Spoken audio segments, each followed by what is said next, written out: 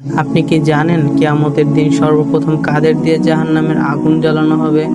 কোনো মূর্তি পূজারী বা বড় অপরাধী দিয়ে নয়, বরং এই উম্মতের তিনজন নেককার ব্যক্তিকে দিয়ে। একজন বড় আলেম, একজন দানবীর এবং একজন শহীদ। তাদের অপরাধ ছিল গোপন শিরক বা রিয়া। তারা ইবাদত করেছিলেন আল্লাহর সন্তুষ্টির জন্য নয়, বরং মানুষের প্রশংসা পাওয়ার জন্য। শয়তান আমাদের ঈমান চুরি করার জন্য মূর্তি পূজার চেয়েও সূক্ষ্ম এক ফাঁদ পেতে রেখেছে, যা নিকষ কালো রাতে কালো পাথরের উপর দিয়ে হেঁটে যাওয়া কালো পিঁপড়ের পায়ের শব্দের চেয়ে নিঃশব্দ। আমরা যখন ভাবি অমুক ডাক্তার না থাকলে রোগী মারা যেত, কিংবা লোক দেখানোর জন্য সালাদ সুন্দর করি, তখনই আমরা অজান্তে এই ভয়াবহ পাপে লিপ্ত হই।